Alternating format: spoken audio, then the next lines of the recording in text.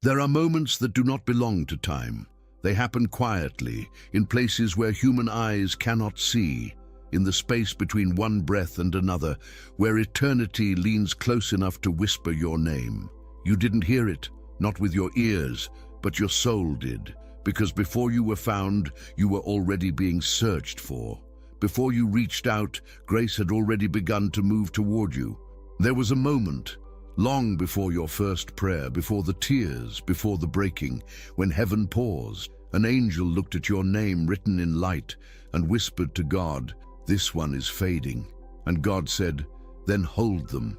That's when the story began to turn, not with a miracle, not with thunder, not with a sign in the sky, but with hands unseen, holding what was left of your soul, hands that refused to let go, hands that remembered you when you had forgotten yourself. You thought you were standing in the dark, but grace was already beneath you, a quiet current lifting what pain tried to drown. The weight you felt wasn't abandonment.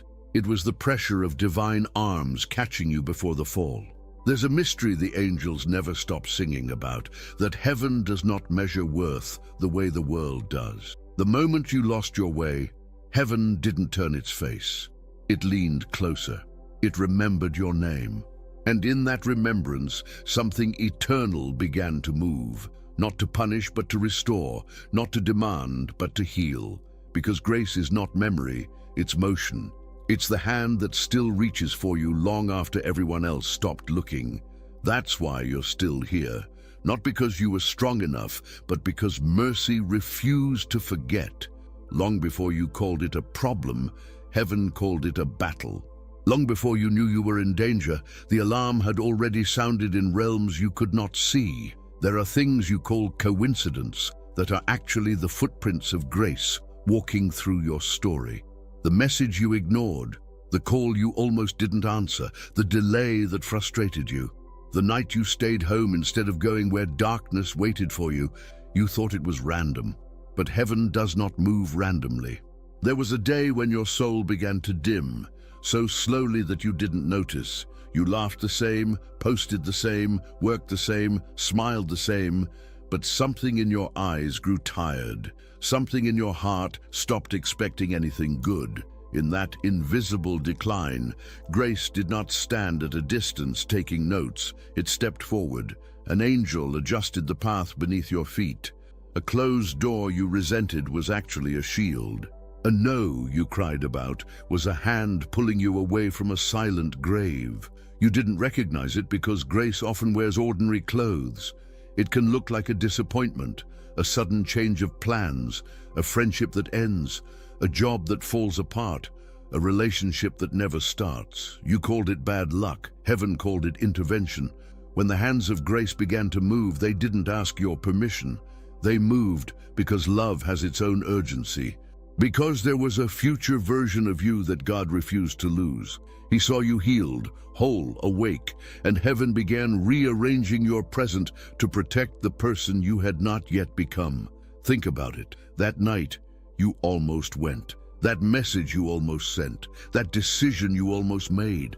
You stood at the edge of something that would have stolen years from you, maybe your whole life. And then something stopped you. A feeling, an interruption, a sudden exhaustion. You didn't know what to call it, so heaven gave it a name, mercy.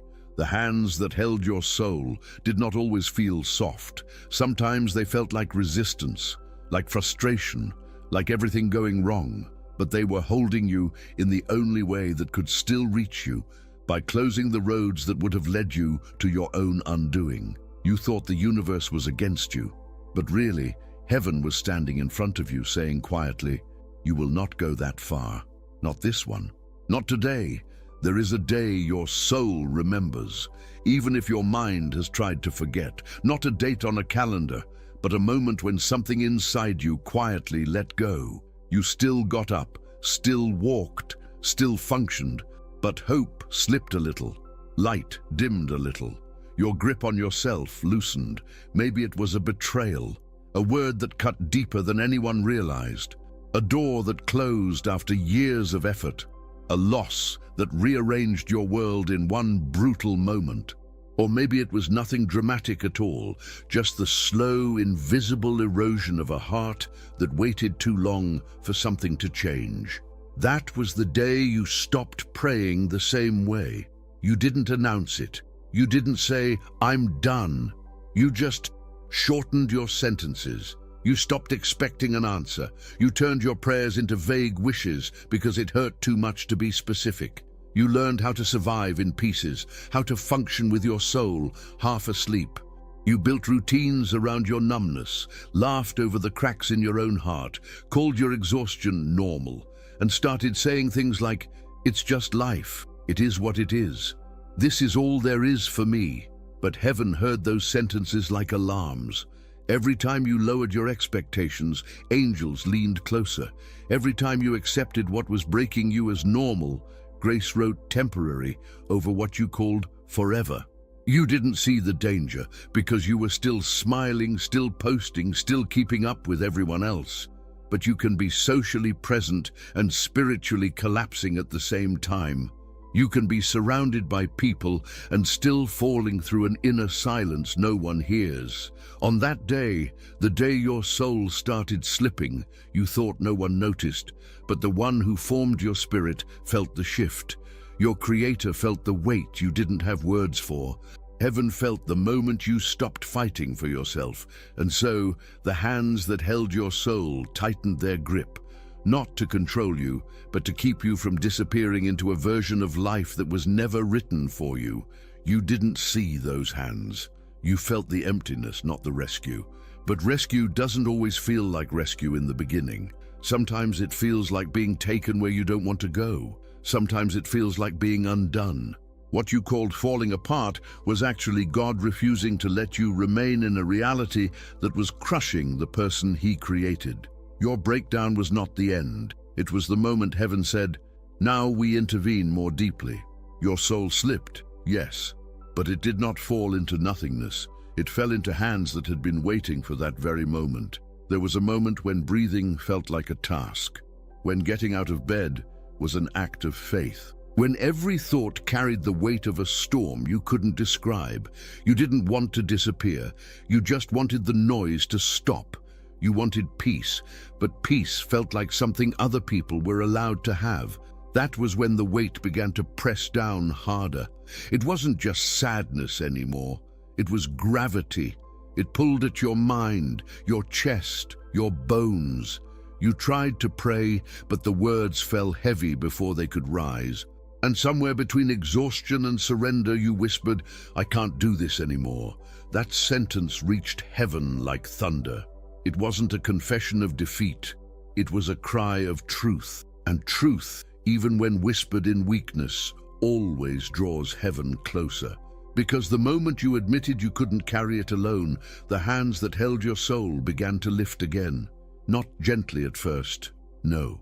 Grace knows when to be firm. Sometimes it doesn't soothe. It shakes. It rearranges what you built around your pain. It tears open the shell you called safety so light can reach what's dying inside.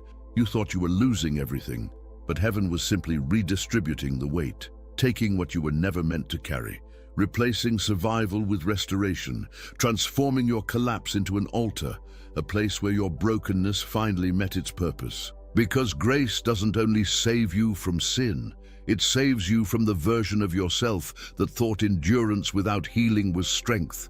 It rescues you from the illusion that silence equals peace, that pretending equals faith. Grace breaks you open so that what is sacred can breathe again. And maybe you didn't feel the lifting at first. Maybe it still felt like drowning. But slowly, in the middle of another sleepless night, something shifted.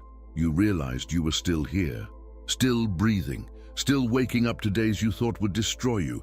That's not luck, that's mercy, refusing to surrender your pulse to despair. So if you're listening to this, know this truth. You were not kept alive by chance. You were carried. And every time your strength ended, heaven began again through you. Before you knew the word mercy, it already knew the shape of your name. Before you ever walked into light, grace had already built a room for you inside it. A quiet space between heaven's heartbeats where lost souls are not judged, only remembered. You didn't build that room. You couldn't. It was formed from the tears you didn't know reached heaven. Every prayer you whispered half asleep, every pleas you never finished, became part of its walls. Each sigh you released into the dark became a window that let light in. That's where heaven waited, not in anger, not in silence, but in stillness, the kind that only love can hold. The kind that doesn't demand your return, but patiently prepares a place for when you finally stop running. You called it emptiness, you called it isolation, but it was actually grace giving you distance from what could no longer survive near your purpose. Sometimes heaven has to pull you away so it can reintroduce you to yourself. And that space, that sacred distance, became your room of rebirth. In that room, you learned that God doesn't shout, He whispers. He doesn't compete with your distractions. He waits until your noise is tired enough to hear Him. You thought you were forgotten, but heaven was simply waiting for silence, because it's in silence that the surgeon of the soul begins his work. No audience, no applause, just grace and your spirit face to face. That's where forgiveness came, not as a flash of light, but as a slow untying of the knots around your heart. Each knot a memory, a regret, a version of you that tried its best and failed. And one by one, heaven loosened them, not to erase your past, but to make space for a future where you could breathe again. The room where grace waited for you was never locked. It was your fear that closed the door. And yet every day heaven kept the light on.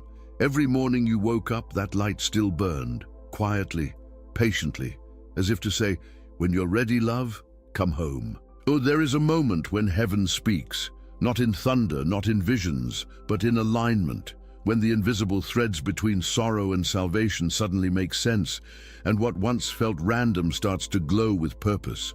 It doesn't sound like a miracle. It sounds like your breath coming back, like laughter returning to a house that forgot its echo, like silence finally resting instead of haunting. It sounds like the earth remembering its song. That's the sound of heaven touching earth, not to change your past, but to remind you it was never wasted. Every loss had coordinates, every delay had design. Every unanswered prayer was a seed that needed to stay buried a little longer before it could bloom into wisdom. When heaven touches earth, it doesn't erase what hurt you, it transforms it. Pain becomes memory, memory becomes teaching, teaching becomes light, and that light begins to spill into every corner where despair once ruled. You start to see it in small things first.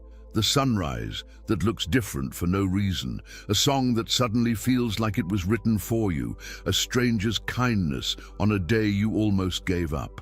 Those are not coincidences. They are echoes of divine timing. They are the fingerprints of grace, proving it never left. Because God doesn't always shout His presence. Sometimes He hides it inside repetition, the same sky, the same road, the same days, until one morning the familiar becomes holy. And that's when you realize heaven didn't need to change the world around you. It only needed to awaken the world within you. The sound of heaven touching earth isn't loud, it's tender. It's the silence between two heartbeats, the pause before a tear falls, the peace that sneaks in when you stop fighting what's already over. It's that unexplainable calm that visits you in the middle of chaos. The moment you whisper, I don't understand, but I trust you. That sentence, that surrender, is the language heaven speaks most fluently, because every time you let go of control, heaven gets permission to move. Every time you release what you can't fix, the divine hand reaches deeper into your life. And that's when the unseen touches the seen. That's when the eternal leans into the temporary. That's when heaven touches earth through you. You thought it left. You thought the light was gone, that the glow that once filled your prayers had faded beyond return.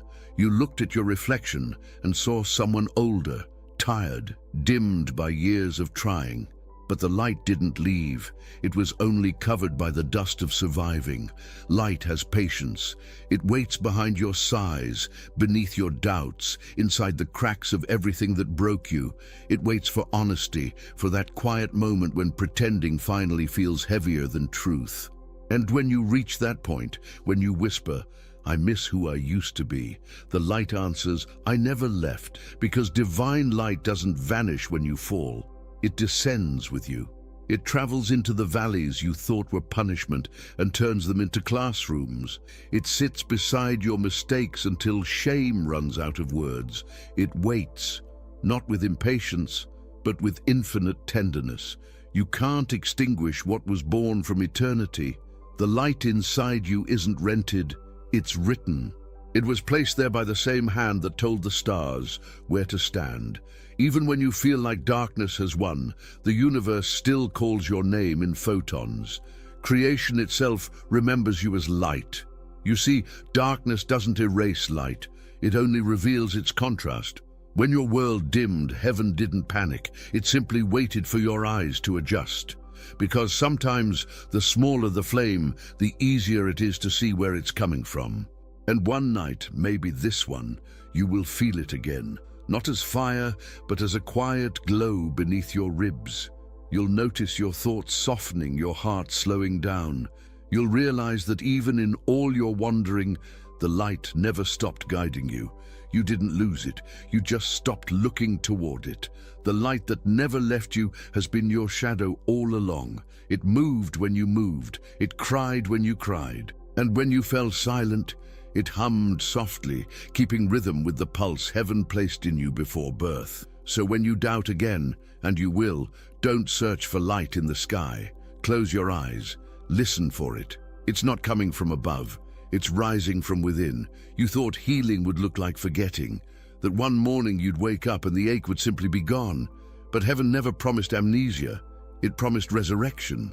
And resurrection always begins with something that once died. The same hands that held your soul in the dark are now rebuilding what the storm dismantled, not by erasing your past, but by rearranging its pieces into something sacred. Every scar has been measured, every wound has been rewritten. Nothing about your pain was wasted. At first you resisted. You wanted the quick fix, the miracle without the process. But God builds differently. He doesn't rebuild with speed. He rebuilds with precision. He restores you in slow motion because eternal things require eternal care. You didn't notice it happening. Healing rarely announces itself. It hides inside little choices. The moment you chose rest over punishment, kindness over defense, forgiveness over pride, each one was a brick in the cathedral heaven was building inside you. There were nights when you swore you were going backward, but grace was actually digging deeper foundations. You prayed for escape, and heaven answered with endurance. You asked for wings, and it gave you roots. Because before you can fly again, you must first remember where you belong. And little by little, you began to rise. Not in noise, but in quiet strength. The laughter returned differently, softer, earned. The peace didn't arrive as absence of pain, but as the presence of meaning. That's how God rebuilds. He doesn't restore you to what you were. He builds you into someone new, someone capable of carrying both joy and sorrow without breaking under the weight of either. Your cracks became channels for light. Your tears became mirrors for grace. You stopped trying to be flawless and started to become whole. And if you could see yourself the way heaven does right now, you would fall to your knees in awe. Because you are not a ruin, you are an altar rebuilt by mercy itself. And every time you exhale in peace, heaven celebrates another piece of you, finally remembering what wholeness feels like. You have been called by many names, names the world gave you, names that came from pain, from failure, from misunderstanding. You started to believe them. The labels, the judgments, the echoes of voices that never really knew your heart. But those names were never yours. There is another name, one the world cannot pronounce. It was spoken over you before time began, written in light, sealed inside the breath of your first cry. That name was not about what you would do, but about who you already were, a reflection of the divine thought that imagined you. Every season of loss and confusion was never meant to define you. It was meant to strip away everything that tried to hide that name, because the world will always try to rename what it doesn't understand. It will call silence weakness, kindness naivety, patience failure, but heaven never changed its vocabulary. When heaven called you by your real name, it wasn't loud, it was certain. It sounded like peace that didn't make sense, like strength returning after tears, like laughter you didn't think would ever come back. It was the voice of the one who made you saying, "You are still mine." And in that moment, you realized something. You were never chasing God. He was calling you. He was the echo in every unanswered prayer, the warmth in every quiet forgiveness, the persistence behind every time you said, "I'll try again." Your real name was never broken. It was never too late. It was never not enough. Your name has always meant light that survives, grace that remembers, heart that refuses to die. Heaven has only ever spoken about you in past tense victory. And when you finally heard it, not with your ears, but with your soul, something inside you shifted. You didn't need to prove anything anymore. You didn't need to explain your journey, because the one who named you never doubted your return. From that moment, you stopped being the person who was searching for meaning and became the one who carries it. You stopped asking, "Who am I now?" and began to remember who you were all along. A soul held, guided and called by a name that only heaven fully knows. There comes a day when you stop searching for proof. You stop asking if you're enough, if you're forgiven, if you've done too much to ever be whole again. And in that stillness, you finally see what heaven saw all along. Not a failure, not a project to fix, but a masterpiece rediscovered. The mirror that once accused you becomes a window, and for the first time, you see the light behind your own reflection. You realize grace didn't change you, it revealed you.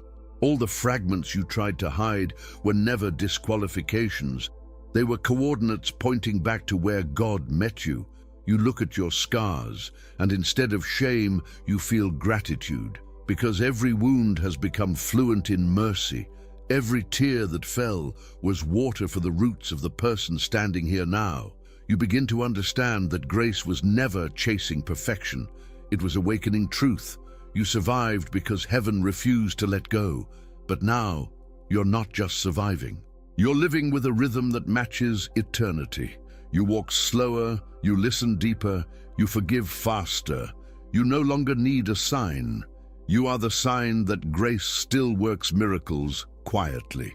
When grace finally let you see yourself, you understood why you had to walk through darkness, because some revelations only glow in low light.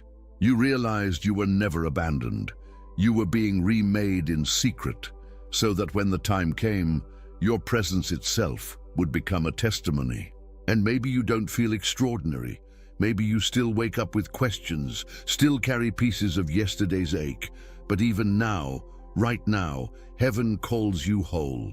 It sees no cracks, no distance, no delay, only completion, only love, only the hands that once held your soul, still holding, still guiding, still remembering your name. So breathe. You're standing in the same light that once pulled you out. You are not the storm you survived. You are the calm that came after. And as the heavens watch in silence, the hands that rebuilt you lift once more, not to rescue, but to bless, because grace didn't just find you, it stayed. And now, as eternity whispers through your heart, heaven smiles and says, "You finally see what I've always seen."